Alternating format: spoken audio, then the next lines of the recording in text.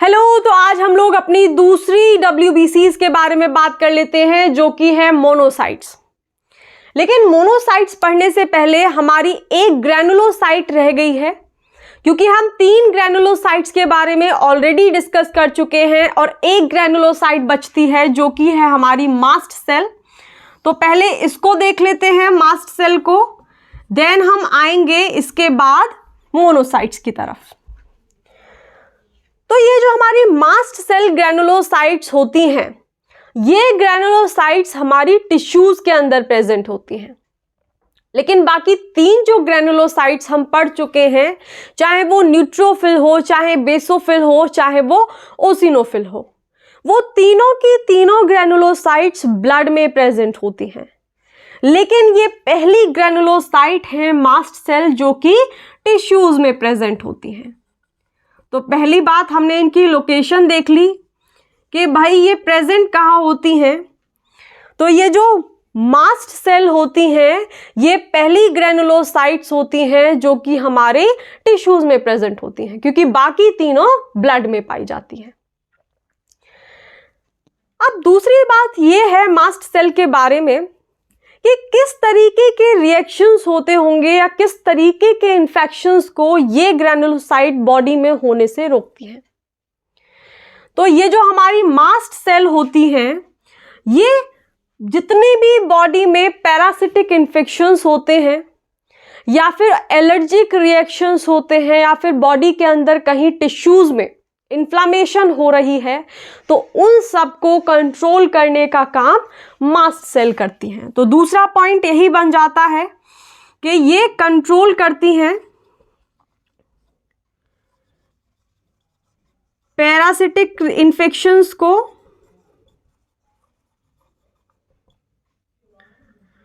Allergic reactions को,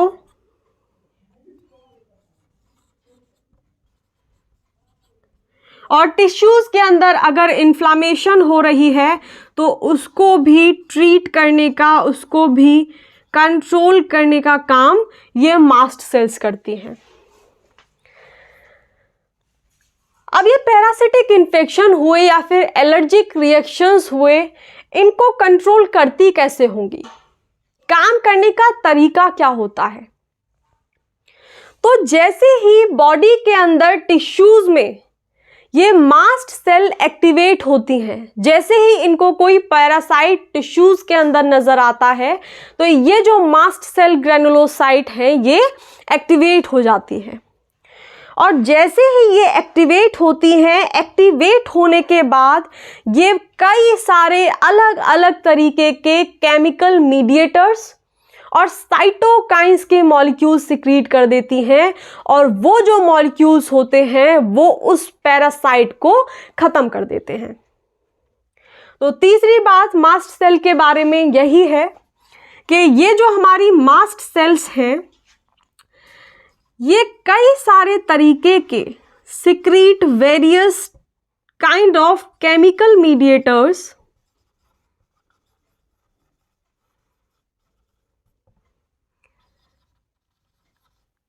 और chemical mediators के अलावा क्या था, साइटोकाइंस, यानी उन सिग्नलिंग मॉलिक्यूल्स को सिक्रीट कर देती हैं।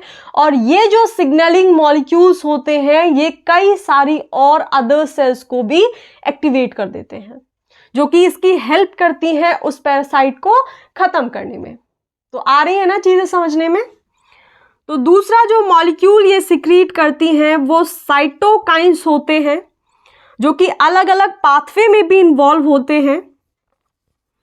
और इस तरीके से जो पैरासाइट होगा या फिर जो हमारा एलर्जिक रिएक्शन, जो एलर्जन होगा, वो बॉडी से रिमूव कर दिया जाएगा, जो उस पर्टिकुलर टिश्यू से रिमूव कर दिया जाएगा।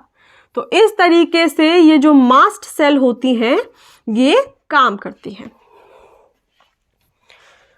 तो मास्ट सेल के बारे में इतनी चीजें समझने में आई। ऑलरेडी हम 3 ग्रैनुलोसाइट्स डिस्कस कर चुके हैं, न्यूट्रोफिल्स, बेसोफिल्स एंड ओसिनोफिल्स। अगर आप लोगों ने उनके बारे में नहीं पढ़ा है, देन मैं आपको वीडियो के डिस्क्रिप्शन में उनके लिंक दे दूंगी, just go and check them. और ये हो गई हमारी चौथी ग्रेनुलोसाइट जिसको मास्ट सेल नाम दिया जा रहा है। पहली बात ये है कि ये जो हमारी ग्रेनुलोसाइट होती है ये टिश्यूज के अंदर प्रेजेंट होती है, लेकिन बाकी वो जो तीनों थी वो ब्लड के अंदर सर्कुलेट हो रही थी। दूसरी चीज ये थी कि ये बॉडी के अंदर किस तरीके के इन्फेक्शंस को रोकती है। तो वो इन्फेक्शंस जो पैरासाइट कॉज करते हैं या एलर्जन कॉज करते हैं, यानी जितने भी एलर्जिक रिएक्शंस होते हैं, पैरासिटिक इन्फेक्शंस होते हैं या टिश्यूज के अंदर कहीं इन्फ्लामेशन हो रहा है, तो उसको कंट्रोल करने का काम, उसको रोकने का काम मास्ट सेल करती हैं। और तीसरी बात आती है कि भाई ये इतना काम कर तो रही हैं, लेकिन काम हो कैसे रहा है। तो जब ये एक्टिवेट हो जाती हैं, जब इनको दिखता है कि बॉडी के टिश्यूज के अंदर कोई नॉन सेल्फ पैरासाइट घुस गया है, ऑब्वियसली पैरासाइट नॉन सेल्फ ही होगा, नॉन सेल्फ एंटीजन एंटर कर गया है, तो उसको रिकॉग्नाइज करती हैं और रिकॉग्नाइज करने के बाद कई सारे तरीके के केमिकल मीडिएटर्स सिक्रीट करती हैं और साइटोकाइंस सिक्रीट करती हैं। और ये जो साइटोकाइंस होते हैं ये सिग्नलिंग मॉलिक्यूल्स होते हैं जो कि और दूसरी इम्यून सेल्स को भी एक्टिवेट कर देते हैं। तो ये बात हो गई हमारी मास्ट सेल्स के बारे में। और आज हम लोग जो स्टार्ट करने वाले हैं वो दूसरी WBCs को स्टार्ट करने जा रहे हैं जिनका नाम है मोनोसाइट्स। तो बात कर लेते हैं मोनोसाइट्स के बारे में,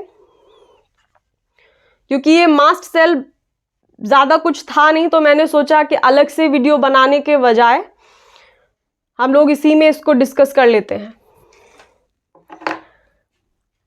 अब बात करते हैं मोनोसाइट्स के बारे में। तो ये जो मोनोसाइट्स WBCs होती हैं, ये मोनोसाइट्स भी ब्लड की फैगोसाइटिक सेल्स होती हैं। फैगोसाइटिक सेल वर्ड से तो आप भली भांति परिचित हो गए होंगे अब तक कि फैगोसाइटिक सेल्स वो सेल्स होती हैं जो फैगोसाइटोसिस की हेल्प से पैथोजन को खत्म करती हैं। तो ये जो हमारी मोनोसाइट्स होती हैं, ये दूसरी WBCs के बारे में बात कर रहे हैं हम लोग, ऑलरेडी ग्रेनुलोसाइट्स को डिस्कस कर चुके हैं। तो ये जो हमारी मोनोसाइट्स होती हैं ये मोनोन्यूक्लियर फैगोसाइटिक सेल्स होती हैं। मोनोन्यूक्लियर यानी सिंगल न्यूक्लियस होता है और ये फैगोसाइटिक सेल्स होती हैं, मतलब ये भी पैथोजन को फैगोसाइटोसिस से खत्म करती हैं। पहले उसको एनगल्फ करती हैं, उसको खा जाएंगी और खाने के बाद उस पर्टिकुलर पैथोजन को, उस पर्टिकुलर एंटीजन को लाइसोसोम के अंदर डाल देंगी। और क्योंकि लाइसोसोम के अंदर बहुत सारे डिग्रेडेटिव एंजाइम्स होते हैं और उसका pH एसिडिक होता है, तो वहां अल्टीमेटली उस पैथोजन की डेथ हो जाएगी। और दूसरी बात आती है कि ये जो मोनोसाइट्स होती हैं ये टिश्यूज के अंदर होती हैं या ब्लड के अंदर होती हैं। तो हमारी जो ये WBCs होती हैं, ये मोनोसाइट्स होती हैं, ये ब्लड के अंदर प्रेजेंट होती हैं। तो इतनी बात समझने में आई मोनोसाइट्स के बारे में कि ये जो मोनोसाइट्स होती हैं ये भी फैगोसाइटोसिस से ही पैथोजन को खत्म करती हैं और ये टिश्यूज में ना पाई जाकर ये ब्लड में पाई जाती हैं। तो ये जो अब दूसरी बात ये है कि ये जो हमारी मोनोसाइट्स होती हैं, जब इनका डिफरेंशिएशन होता है, यानी मोनोसाइट्स जब आगे डिफरेंशिएट होती हैं तो ये दो सेल्स में कन्वर्ट हो जाती हैं। कुछ जो सेल्स होती हैं वो मैक्रोफेज में बदल जाती हैं और कुछ सेल्स डेंड्राइटिक सेल्स में बदल जाती हैं। और अगर आप लोगों को याद हो तो मैक्रोफेज और डेंड्राइटिक सेल्स दोनों ही प्रोफेशनल एंटीजन प्रेजेंटिंग सेल की तरह काम करती हैं। तो मैक्रोफेज और डेंड्राइटिक सेल्स जो है हमारी प्रोफेशनल एंटीजन प्रेजेंटिंग सेल की तरह काम कैसे करती हैं, ये चीज़ हमने एंटीजन प्रेजेंटेशन एंड प्रोसेसिंग में ऑलरेडी देख लिया है, लेकिन फिर भी ब्रीफ में मैं आप लोगों को बता देती हूँ। ये जो मैक्रोफेज और डेंड्राइटिक सेल्स होती हैं, जब ये प्रोफेशनल एंटीजन प्रेजेंटिंग सेल की तरह काम करती हैं और इनको बॉडी में कोई नॉन सेल्फ एंटीजन नजर आ जाता है, क्योंकि ये सर्कुलेट कहाँ कर रही होंगी? ब्लड के अंदर। डेंड्राइटिक सेल्स मेनली कहाँ पाई जाती हैं? ब्लड के अंदर। लेकिन ये जो मैक्रोफेजेस होती हैं ये टिश्यूज के अंदर होती हैं। तो मैक्रोफेज हमारी टिश्यू के अंदर घूम रही है और डेंड्राइटिक सेल हमारी कहाँ घूम रही है? ब्लड के अंदर। और इनको कोई नॉन सेल्फ एंटीजन दिख गया, तो नॉन सेल्फ एंटीजन जैसे ही इनको दिखेगा वैसे ही उसको ये पकड़ लेंगी, और पकड़ने के बाद उसका एक पेप्टाइड ये अपनी ऊपर लगी हुई ग्लाइकोप्रोटीन MSC2 को दे देती हैं। और अब MSC2 को उस पर्टिकुलर एंटीजन के पेप्टाइड को पकड़ाने के बाद ये जो मैक्रोफेज होती है और डेंड्राइटिक सेल होती हैं ये बॉडी में घूमने लगती हैं और किसको ढूंढती हैं? हेल्पर टी सेल को।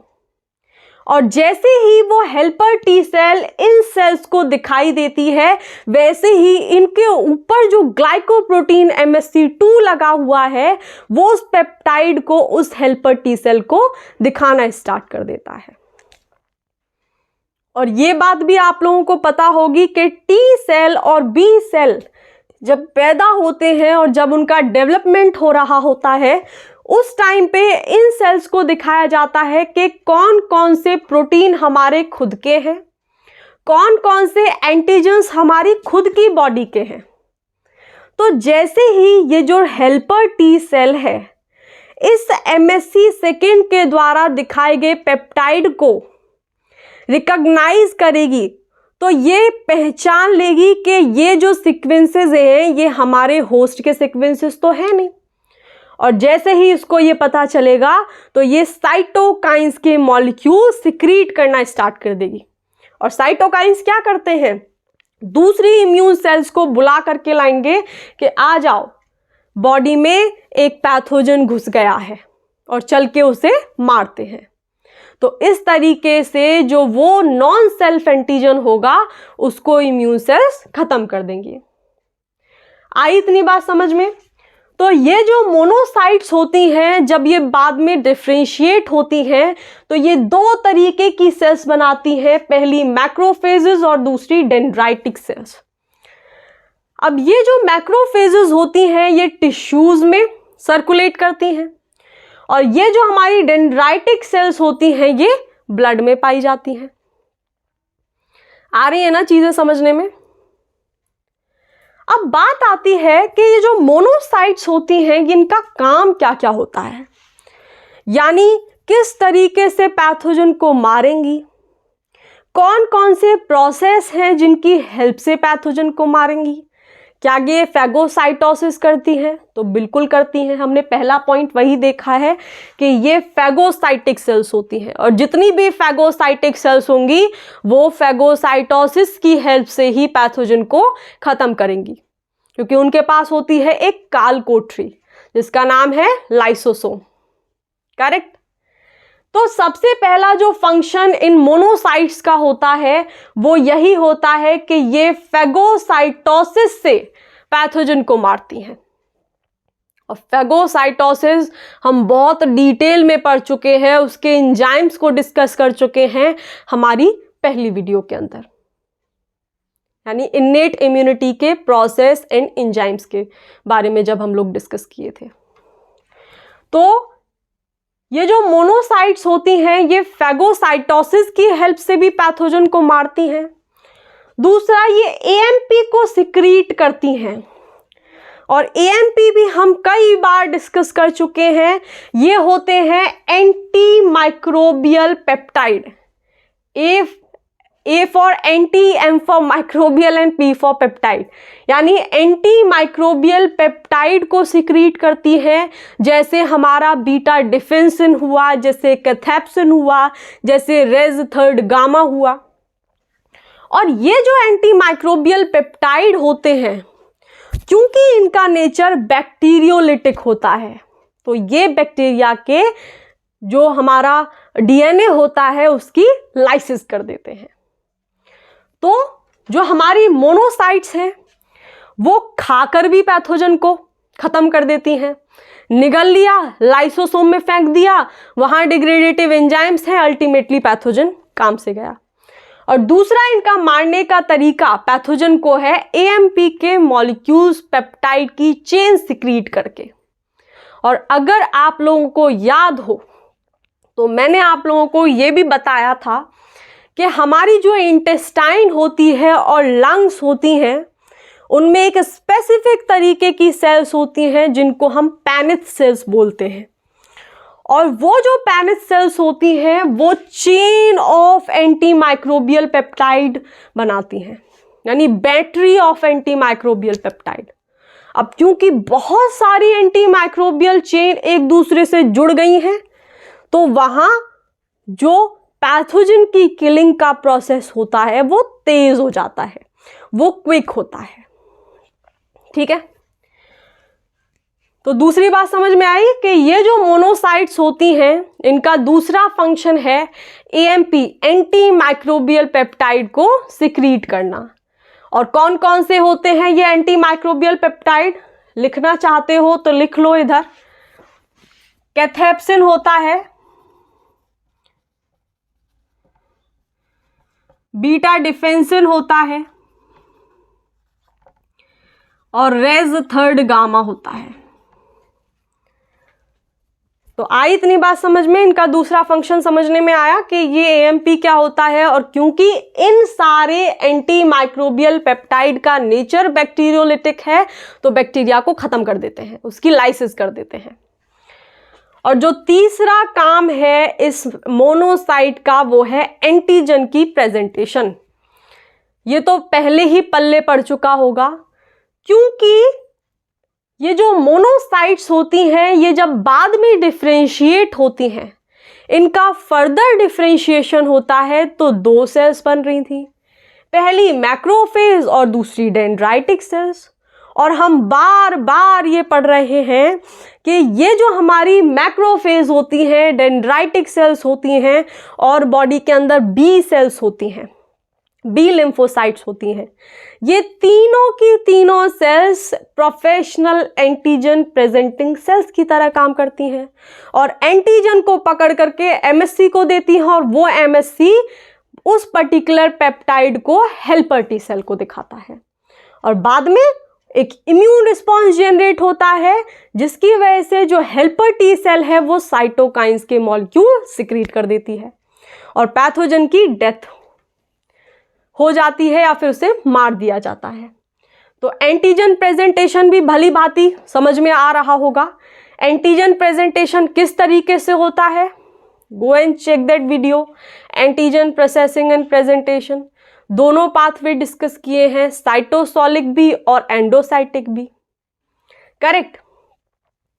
अब अगला जो फंक्शन है इन मोनोसाइट्स का वो है एंटीबॉडी डिपेंडेंट सेल साइटोटॉक्सिसिटी। हालांकि ये भी पहले डिस्कस किया है लेकिन इसके बारे में थोड़ी सी बात कर लेते हैं। अब ये एंटीबॉडी डिपेंडेंट सेल साइटोटॉक्सिसिटी किस तरीके से होता है? मान लो कि ये हमारी मैक्रोफेज है और ये जो मैक्रोफेज है ये टिश्यूज में है। अब क्या हुआ, इस एंटीबॉडी डिपेंडेंट सेल साइटोटॉक्सिसिटी जिसको एडीसीसी बोलते हैं, ये किस तरीके से काम करती है, मतलब ये जो प्रोसेस होता है उसका वो कैसे चलता है। तो ध्यान से देखो, इसमें क्या होता है एडीसीसी में, कि जो एंटीबॉडी होती हैं, चाहे वो आईजीजी एंटीबॉडी है चाहे वो आईजीई एंटीबॉडी है, ये जो एंटीबॉडीज होती हैं बॉडी में, ये एंटीबॉडीज ऑप्सोनिन की तरह काम करने लगती हैं। किसकी तरह काम करती हैं? ऑप्सोनिन। याद आ रहा होगा। और ऑप्सोनिन क्या होते हैं? ये जो ऑप्सोनिन होते हैं, ये ऑप्सोनिन होते हैं हमारे विलेन। अब विलेन क्यों बोल रहे हैं इनको? विलेन इसलिए बोल रहे हैं क्योंकि ये ऑप्सोनिन पैथोजन की कमजोरी पता करते हैं और उस कमजोरी पर वार करते हैं। मतलब ये ऑप्सोनिन के मॉलिक्यूल पैथोजन की किसी कमी को या फिर पैथोजन को पहले वीक करते हैं और वीक करने के बाद ईजिली जो हमारी इम्यून सेल्स होती हैं उस वीक पैथोजन को खत्म कर देती हैं, क्योंकि ये जो पैथोजन है ये अपनी साइड से फाइट ही नहीं दे पाता। आ रही है चीज समझ में? और ये जो प्रोसेस होता है जिसमें ऑप्सोनिन पैथोजन को वीक करने का काम करते हैं, उस प्रोसेस को हम नाम देते हैं ऑप्सोनाइजेशन। ठीक है, तो अब हो कैसे रहा है ये काम वो देखो। सपोज करो ये मैक्रोफेज है और ये मैक्रोफेज हमारे टिश्यूज में है और इस मैक्रोफेज के ऊपर रिसेप्टर लगे हुए हैं IgG एंटीबॉडी के। तो उन रिसेप्टर का नाम भी देख लो। सपोज करो इसके ऊपर रिसेप्टर लगे हुए हैं IgG एंटीबॉडी के, ये लगा हुआ रिसेप्टर, और वो रिसेप्टर कोई सा भी हो सकता है, CD16 हो सकता है, CD32 हो सकता है, CD64 हो सकता है। और ये जो रिसेप्टर्स हैं ये तीनों ही रिसेप्टर हैं IgG एंटीबॉडी के, और ये जो रिसेप्टर हैं ये हमारी इस मैक्रोफेज के ऊपर लगे हुए हैं। अब ये हो गई आधी कहानी, और आधी कहानी कहाँ है? आधी कहानी है हमारी एंटीबॉडी के पास। तो जैसे ही IgG एंटीबॉडी को टिश्यूज के अंदर कोई पैथोजन घूमता हुआ नजर आ गया, कोई नॉन सेल्फ एंटीजन घूमता हुआ नजर आ गया, तो उस एंटीजन को पकड़ेंगी और अपनी एंटीजन बाइंडिंग साइट पर, जो कि 2 होती हैं, यहां लगा लेंगी। और ये जो है ये वाला रीजन इस एंटीबॉडी का FC रीजन है। डिटेल में एंटीबॉडी डिस्कस करते वक्त बात करेंगे। तो फिलहाल के लिए ये देख लो कि जो FC रीजन होता है इसी की एफिनिटी होती है इस रिसेप्टर के लिए। ये जो मैक्रोफेज पर इस IgG एंटीबॉडी का रिसेप्टर प्रेजेंट है, इस रिसेप्टर के लिए जो एफिनिटी होती है एंटीबॉडी के पोर्शन की वो FC रीजन की होती है। यानी इस वाले रीजन से जाकर के ये एंटीबॉडी इस रिसेप्टर पर चिपक जाएगी। क्या समझने में आया? ये बात समझने में आई होगी कि टिश्यू के अंदर जैसे ही IgG एंटीबॉडी को, नाम लिख लो बुरा ना मान जाए, इस IgG एंटीबॉडी को टिश्यू के अंदर जैसे ही कोई नॉन सेल्फ एंटीजन नजर आएगा, पकड़ेगी, अपनी एंटीजन बाइंडिंग साइट पर लगाएगी और लगाने के बाद लेकर के सीधा भागने लगेगी इस मैक्रोफेज की तरफ। और क्योंकि इस मैक्रोफेज के ऊपर इस FC रीजन के रिसेप्टर लगे हुए हैं जिनका नाम भी लिख दिया है मैंने, CD16, CD32 एंड CD64, तो इन रिसेप्टर पर जाकर के ये लग जाएगी। दिख रही है, चिपक गई जाकर। अब यहां अब क्या होगा भैया?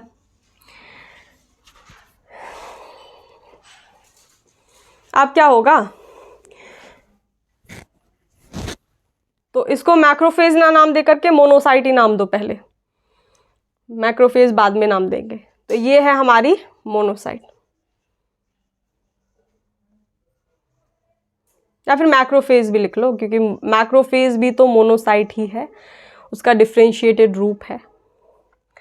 तो अब क्या होगा? अब ये एंटीजन को लेकर के ये एंटीबॉडी, यानी एंटीजन के साथ साथ इस एंटीबॉडी का भी एंडोसाइटोसिस हो जाएगा। और एंडोसाइटोसिस क्या होता है भाई? कि ये जो मोनोसाइट है या फिर ये जो मैक्रोफेज है, इस एंटीजन के साथ साथ इस एंटीबॉडी को भी निगल लेगी। और निगलने के बाद एक ही जगह बचती है किसी भी इम्यून सेल के पास, और वो जगह कौन सी होती है? लाइसोसोम। तो अब क्या होगा? अब हमारी जो एंटीजन है और एंटीबॉडी है उसको भेज दिया जाएगा, क्योंकि एंटीबॉडी ही पकड़े हुए हैं एंटीजन को, ताकि ये कोई शरारत ना कर दे, ताकि ये कोई इम्यून सेल को फाइट ना देना स्टार्ट कर दे। मतलब एक तरीके से इस एंटीजन को कमजोर कर रही है ये एंटीबॉडी, कि ये इसको चिपका लिया है मैंने, अब ये भागे ना कहीं भी। करेक्ट? तो अब एंडोसाइटोसिस होगा और एंडोसाइटोसिस होने के बाद इस एंटीजन के साथ साथ जो एंटीबॉडी है ये भी हमारे लाइसोसोम में पहुंच जाएगी। और क्योंकि लाइसोसोम में हम कई बारी बात कर चुके हैं कि बहुत सारे हाइड्रोलिटिक एंजाइम्स प्रेजेंट होते हैं, जैसे ग्लाइकोसाइडेज, लाइपेज, प्रोटीएज। आ रही हैं बातें समझने में?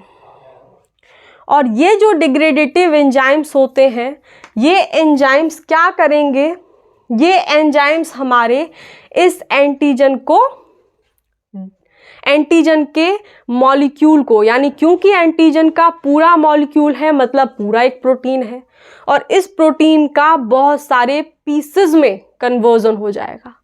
मतलब ये हमारा पूरा एंटीजन था तो ये एक प्रोटीन है, और इस प्रोटीन की बहुत सारी अलग अलग सेट की अलग अलग साइज की चेन्स बन जाएंगी, पेप्टाइड चेन्स बन जाएंगी। और क्योंकि किसी किसी केस में ऐसा होगा कि ये जो चेन्स हैं इनको डिग्रेड कर दिया जाएगा, और कुछ कुछ केस में ऐसा होता है क्योंकि ये हमारी मैक्रोफेज और डेंड्राइटिक सेल्स जो हैं ये प्रोफेशनल एंटीजन प्रेजेंटिंग सेल की तरह भी काम करती हैं। लिख लो, वैसे लिखा ही हुआ है मैक्रोफेज में, इधर लिखा हुआ है ये प्रोफेशनल एंटीजन प्रेजेंटिंग सेल की तरह काम करती हैं।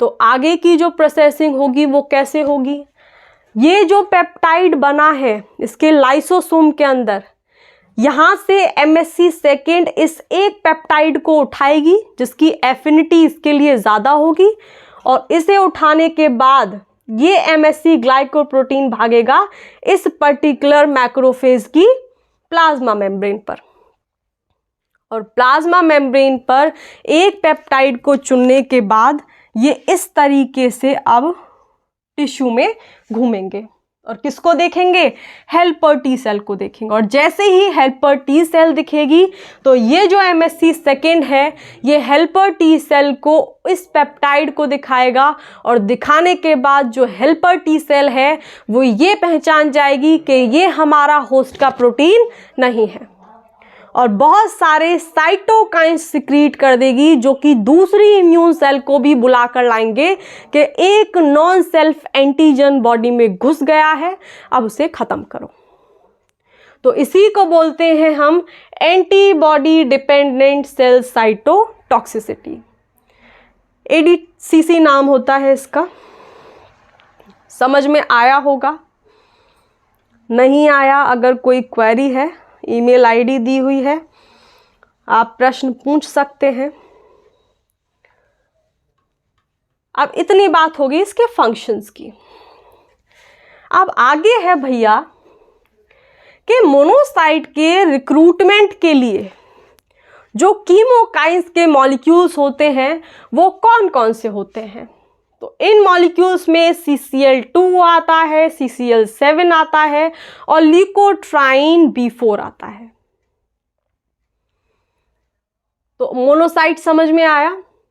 अब क्योंकि हम बात किए हैं कि ये जो मोनोसाइट्स होते हैं जब इनका डिफरेंशिएशन होता है तो ये दो सेल्स में कन्वर्ट हो जाते हैं।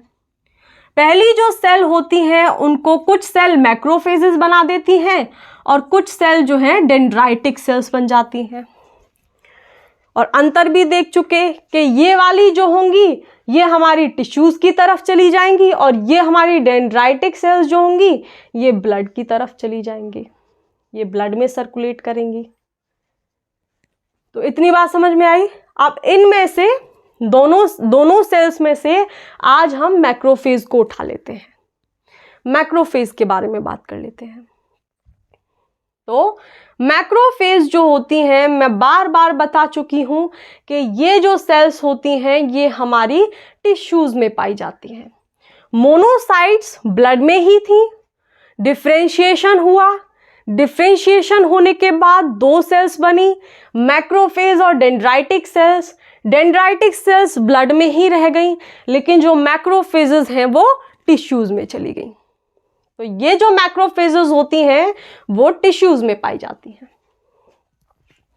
और ये बात भी मैं आपको कई बारी बता चुकी हूँ कि ये जो मैक्रोफेजेस होती हैं ये बड़ी ही इंपॉर्टेंट फैगोसाइटिक सेल होती हैं टिश्यूज के अंदर, और बहुत सारे केसेस में यही होती हैं जो प्रोफेशनल एंटीजन प्रेजेंटिंग सेल की तरह काम करती हैं। इस वाले टर्म से भी भली भांति परिचित हो गए होंगे आप लोग।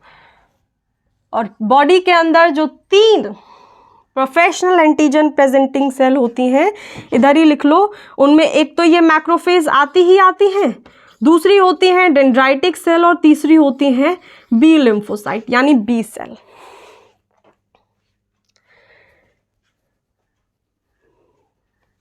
तो ये बात है हमारी मैक्रोफेज की जनरल बात, जो कि बहुत देर से हमको पता चलती आ रही है। अब आप सोच रहे होंगे इसमें नया क्या बता दिया हमको, तो नया जान लेते हैं। अब ये जो मैक्रोफेजेस होती हैं, ये मैक्रोफेजेस अलग अलग होस्ट के टिश्यूज में अलग अलग होती हैं और उनको अलग अलग नाम दिया जाता है। जैसे क्या है भैया, वो देखो, स्क्रीनशॉट ले ही लिया होगा।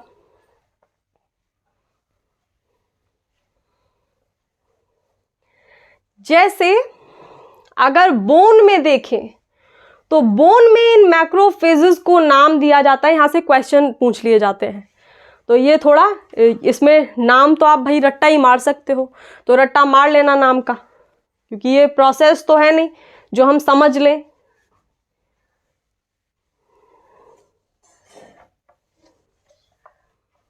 तो चलो नाम देख लो और रट्टा लगा लेना नाम का।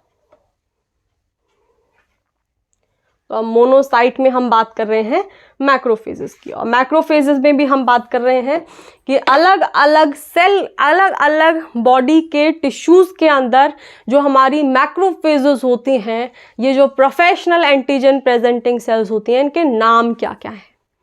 तो अगर हम लिवर के अंदर बात करें तो मैक्रोफेज लिख लो पहले इधर। अब हम बात कर रहे हैं मैक्रोफेज के बारे में, और मैक्रोफेज को ऐसे भी लिखते हैं, तो लिख लेना। ये अब हम पढ़ रहे हैं 2A टॉपिक। 2A क्यों? क्योंकि दूसरी सेल के बारे में बात कर रहे हैं, दूसरी ल्यूकोसाइट के बारे में बात कर रहे हैं, दूसरी WBC के बारे में बात कर रहे हैं जो कि थी मोनोसाइट, तो वो उसको हमने 2 नंबर दिया था, और इसको 2A मान लो, यानी दूसरी की पहली सेल के बारे में बात कर रहे हैं। डेंड्राइटिक सेल अगले वीडियो में देख लेंगे, वरना ये लंबी सी वीडियो बन जाएगी। तो ये जो मैक्रोफेजेस है, ये लिवर के अंदर इनको नाम देते हैं कुफर्ड सेल्स। क्या नाम देते हैं? कुफर्ड सेल। भैया इनका तो रट्टा ही लगाना पड़ेगा। तो ये होती हैं लिवर के अंदर। अगर बोन के अंदर देखें तो इनको नाम देते हैं ओस्टियोक्लास्ट।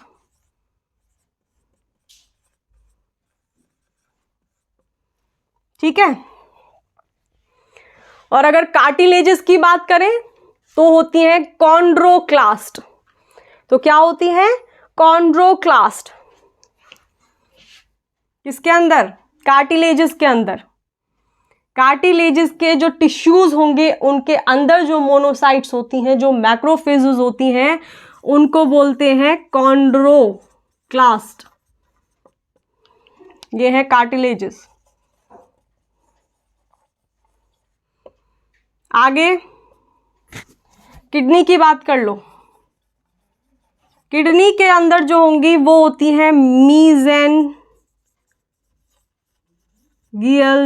सेल्स, जो भी आप बोलते हो।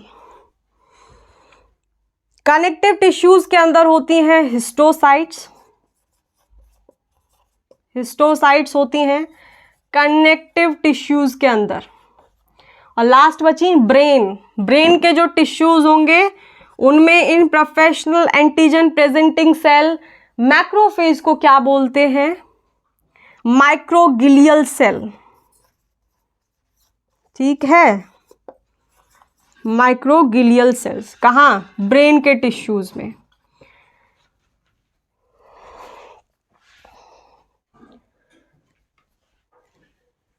ये हो गई कुछ नई बात कि लिवर के अंदर कुफर सेल बोल रहे हैं, बोन के अंदर ऑस्टियोक्लास्ट, कार्टिलेजेस कॉन्ड्रोक्लास्ट, किडनी के अंदर मीजेंजियल सेल्स,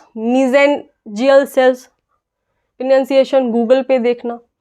कनेक्टिव टिश्यूज के अंदर हिस्टोसाइट्स और ब्रेन के अंदर इनको माइक्रोग्लियल सेल्स बोलते हैं। अब बात कर लेते हैं कि ये जो मैक्रोफेजेस हैं इनके फंक्शंस क्या क्या हैं, काम क्या क्या करती हैं बॉडी के अंदर।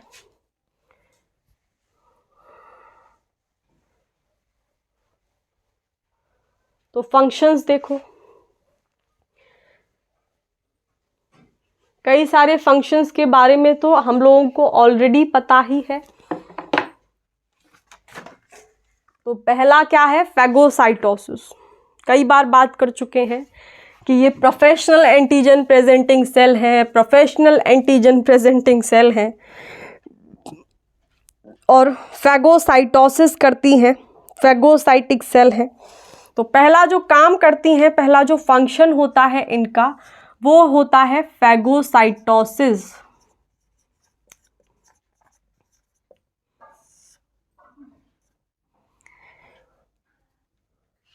तो ये जो हमारी मैक्रोफेजेस होते हैं उनके फंक्शंस की बात कर रहे हैं। नोट्स साथ के साथ लिख लेना, या फिर मैं जब हम इम्यूनोलॉजी को ख़त्म करेंगे तो उसके एंड वाले वीडियो में मैं आपको सारे नोट्स के जो PDF है वो डिस्क्रिप्शन में दे दूँगी। तो अगर लिखने हैं, अपने नोट्स बनाने हैं तो आप लिख सकते हैं। तो यहाँ हम इस मैक्रोफेज के फंक्शन की बात कर रहे हैं, फंक्शंस ऑफ मैक्रोफेजेस। तो पहला फैगोसाइटोसिस है और हम ये जानते हैं कि ये प्रोफेशनल फैगोसाइटिक सेल्स होती है।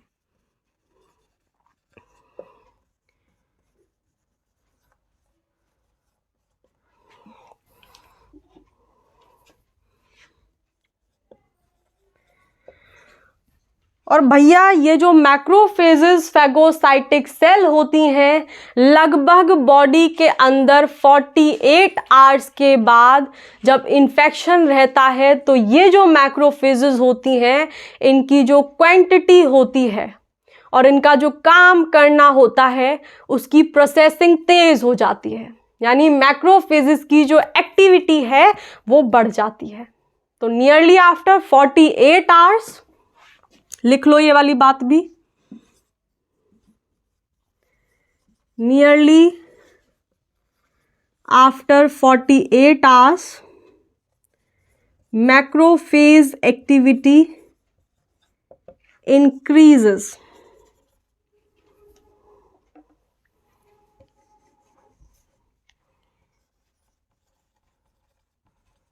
ठीक है। और ये बॉडी से किस किस तरीके के पैथोजन को या किस किस तरीके की सेल्स को रिमूव करती हैं, तो हमारी जो नॉन सेल्फ एंटीजन होगी उसको तो रिमूव करेंगी ही करेंगी, उसको तो निगल जाएंगी ही जाएंगी।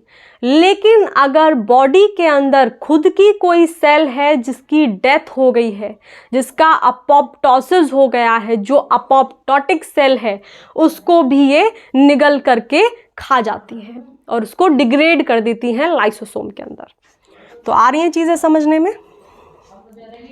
क्या है कि ये जो हमारी मैक्रोफेजेस होती हैं, ये मैक्रोफेजेस पैथोजन को, यानी कोई नॉन सेल्फ एंटीजन होगा उसको तो रिमूव करेंगी ही करेंगी, लेकिन जो सेलुलर डेब्रिस हुआ कोई, यानी कोई सेल है जो कि डेब्रिस की तरह काम कर रही है, यानी बेकार हो गई है, कूड़े की तरह काम कर रही है, तो उस पर्टिकुलर सेल को भी पकड़ेंगी, खा जाएंगी और खाने के बाद उसको लाइसोसोम में फेंक देंगी जहां पर उनका डिग्रेडेशन हो जाएगा। तो पहला ये पैथोजन को, नॉन सेल्फ एंटीजन को रिमूव कर रही हैं। दूसरा सेलुलर डेब्रिस, अपनी ही कोई सेल है जो कचरा हो चुकी है, जो कोई काम की नहीं है और सिर्फ बॉडी के अंदर नुकसान कर सकती है, तो उसको भी निगल लेती हैं। और हमारी फाइनली कोई सेल जिसकी डेथ हो गई है, जो अपोप्टोसिस में चली गई है, तो अपोप्टोटिक सेल को भी ये निगल जाती हैं।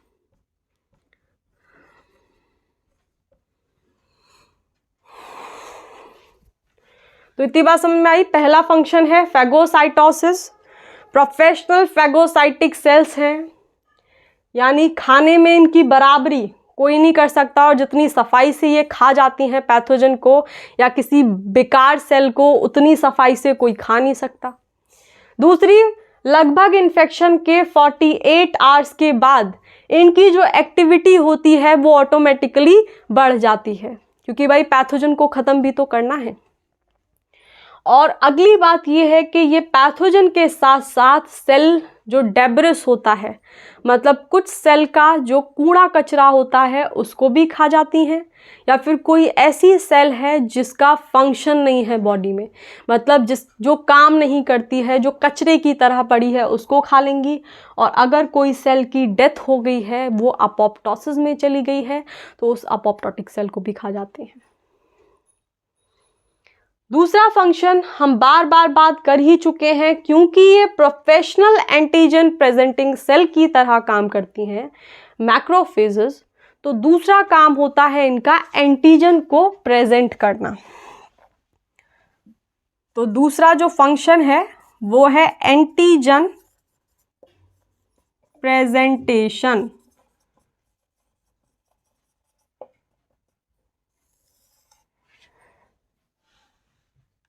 और डेंड्राइटिक सेल के बाद ये जो मैक्रोफेजेस होती हैं, ये बहुत अच्छी प्रोफेशनल एंटीजन प्रेजेंटिंग सेल्स होती हैं। ये जो मैक्रोफेजेस होती हैं, these are potent antigen presenting cell for activating helper T cell.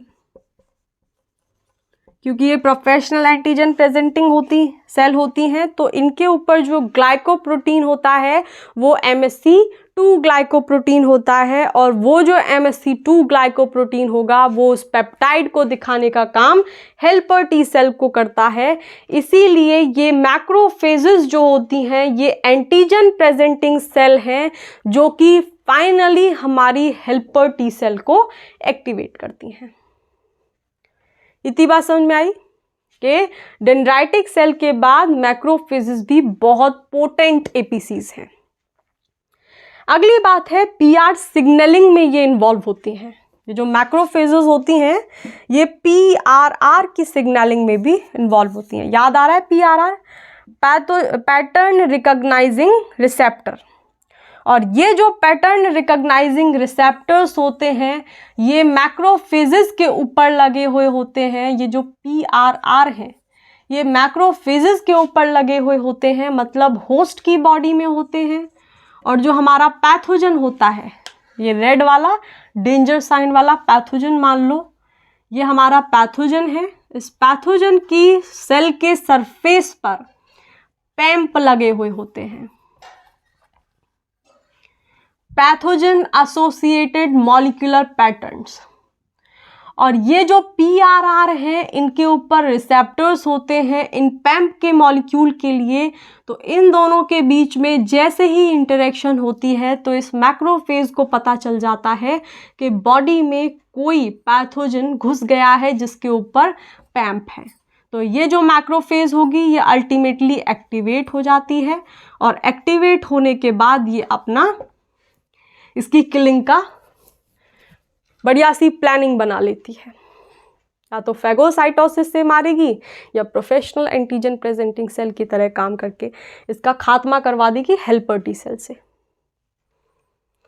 तो अगली बात यही है कि ये PRR सिग्नलिंग में भी इन्वॉल्व होती है।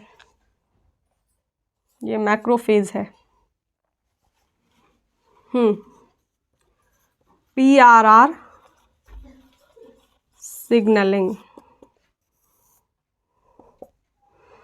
तो ये जो मैक्रोफेजेस होती हैं ये बहुत सारे तरीके के PRR को एक्सप्रेस करती हैं। तो अगली बात यही लिखो कि macrophages express variety of PRR for recognising पैम्प of pathogen. Recognising पैम्प। और ये पैम्प क्या होते हैं? Pathogen associated molecular patterns of pathogen. और जैसे ही इन दोनों के बीच पे इंटरेक्शन होता है वैसे ही ये मैक्रोफेज एक्टिवेट हो जाती है और ये इस पैथोजन को या तो खा जाएगी या पकड़ करके अपनी एमएससी को दे देगी, और एमएससी को देने के बाद हेल्पर टी सेल एक्टिवेट हो जाती है। जो अगला लास्ट फंक्शन होता है हम बात कर ही चुके हैं उसके बारे में, उसको बोलते हैं हम एंटीबॉडी डिपेंडेंट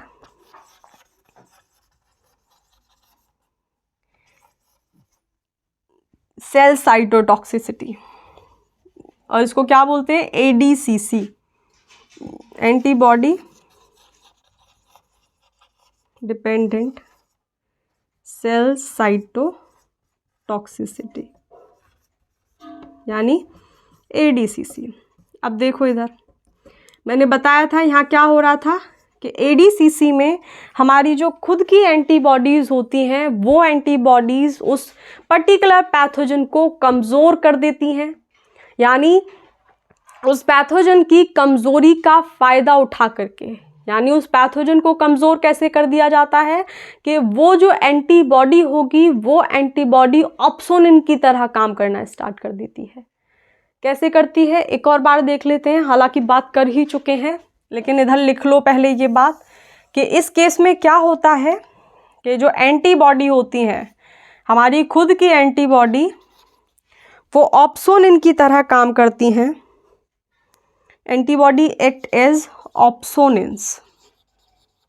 ऑप्सोनिन्स मतलब ऑप्सोनाइजेशन कराती हैं ये एंटीबॉडीज़।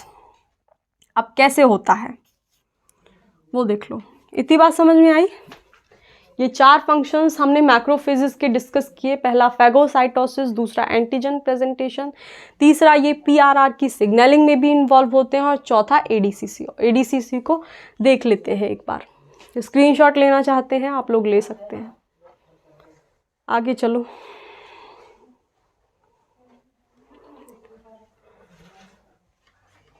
तो पहले बता देती हूँ कि ये जो फैगोसाइटोसिस है एक तरीके से कैसे होता है, फिर ADCC बात कर लेते हैं। डायग्राम की हेल्प से देख लो, कुछ और ठीक समझने में आ जाएगा। देखो इधर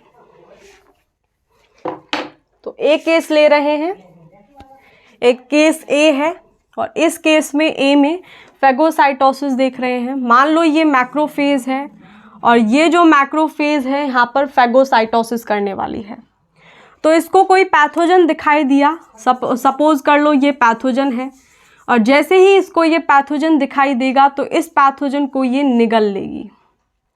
ठीक है, इस पैथोजन को ये क्या करेगी? ये निगल लेगी। और फिर आगे क्या होगा? ये जो पैथोजन होगा ये पैथोजन हमारा निगलने के बाद ये मैक्रोफेज इसको पहुंचा देती है लाइसोसोम के अंदर, यानी एक स्ट्रक्चर होता है, इसको बोलते हैं हम फैगोलाइसोसोम।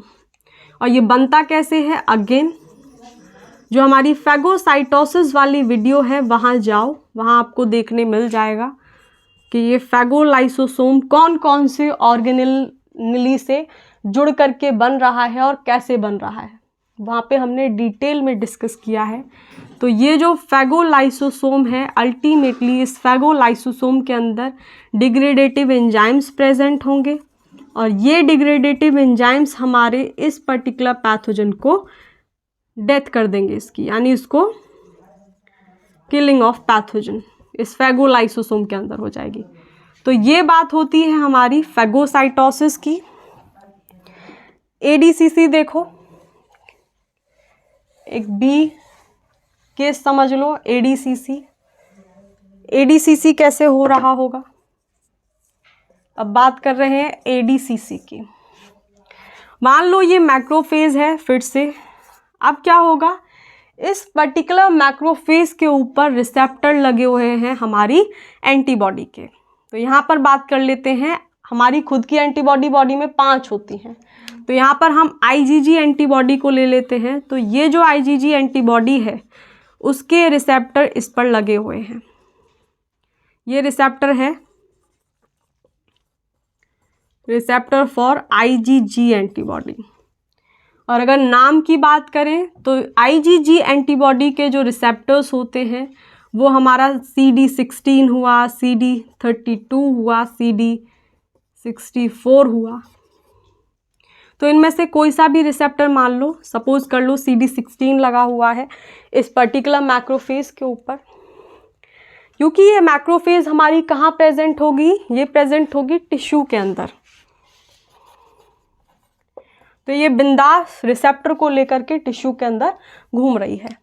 लेकिन क्योंकि टिश्यू के अंदर हमारी एंटीबॉडीज़ भी होंगी, तो उस एंटीबॉडी को मान लो बॉडी के अंदर कोई नॉन सेल्फ एंटीजन दिखा, तो उस नॉन सेल्फ एंटीजन को, ये IgG एंटीबॉडी ही है, ये IgG एंटीबॉडी को कोई नॉन सेल्फ एंटीजन घूमता हुआ नज़र आएगा तो उसको पकड़ेगी और उसको अपनी ये जो एंटीजन बाइंडिंग साइट्स होंगी, इन एंटीजन बाइंडिंग साइट्स पर चिपका लेगी।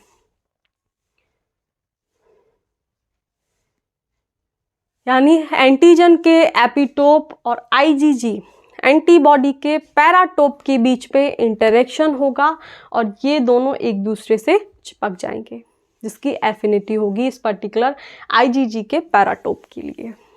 अब क्या होगा, ये जो IgG एंटीबॉडी है ये घूमेगी और ये IgG एंटीबॉडी का जो FC रीजन होता है, इसको बोलते हैं हम FC रीजन। इस FC रीजन की एफिनिटी होगी उस रिसेप्टर के लिए जो कि प्रेजेंट है मैक्रोफेज के ऊपर। तो अब ये IgG एंटीबॉडी ढूंढेगी कि भाई मैक्रोफेज कहाँ है, मेरा रिसेप्टर कहाँ है, मेरे परिवार वाले कहाँ हैं, और जा करके जैसे ही इसको ये मैक्रोफेज दिखेगी इस अपने रिसेप्टर पर चिपक जाएगी, क्योंकि एफिनिटी तो ऑलरेडी है। और जैसे ही ये यहाँ जाकर चिपकेगी, चिपकने के बाद अब ये यहाँ पहुँच गई इन एंटीजन को लेकर के।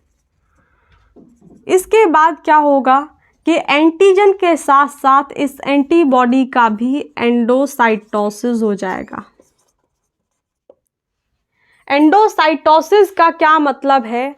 एंडोसाइटोसिस का मतलब है कि ये जो हमारी एंटीबॉडी है और एंटीजन है, ये मैक्रोफेज दोनों को ही निगल लेगी और निगलने के बाद इसको भेज दिया जाएगा लाइसोसोम के अंदर। और लाइसोसोम के अंदर ये जो एंटीजन है, इसको नाम दे लो लाइसोसोम। इस लाइसोसोम के अंदर हमारा ये पर्टिकुलर एंटीजन का डिग्रेडेशन हो जाएगा। तो इसी प्रोसेस को हम बोलते हैं क्या? Antibody dependent cell cytotoxicity. ठीक है, और शॉर्ट में क्या बोल रहे थे? Cell cytotoxicity, ADCC। तो जो चीज़ें समझने में नहीं आई हों आप लोग मुझे मेल कर सकते हैं। मैंने चैनल के डिस्क्रिप्शन में अपनी ईमेल आईडी दी हुई है, आप लोग अपनी क्वेरीज भेज सकते हैं। तो मोनोसाइट्स में जो डिफ्रेंशिएशन के बाद दूसरी सेल होती है डेंड्राइटिक सेल। डेंड्राइटिक सेल की बात हम कल करेंगे कि जो डेंड्राइटिक सेल होती है वो किस तरीके से पैथोजन को ख़त्म करती है, और स्किन के अंदर जो हमारी डेंड्राइटिक सेल्स होती हैं उनको क्या नाम देते हैं। ठीक है, तो ये सारी चीज़ें हम लोग अपने अगले वीडियो में देखेंगे। तो फ़िलहाल के लिए इतना ही, आज ख़त्म करते हैं इस मैक्रोफेज वाले टॉपिक को। और जिन लोगों ने अभी तक चैनल को सब्सक्राइब नहीं किया है, प्लीज़ वो लोग चैनल को सब्सक्राइब कर लें, ताकि जैसे जैसे नई नई वीडियोस आती जाएं, क्योंकि ये इम्यूनोलॉजी ख़त्म करने के बाद हम लोग अगली और यूनिट स्टार्ट करने वाले हैं, तो आप लोगों तक अपडेट पहुंच जाए। तो इसी के साथ आज के लेक्चर को ख़त्म करते हैं और कल मिलते हैं। बाय।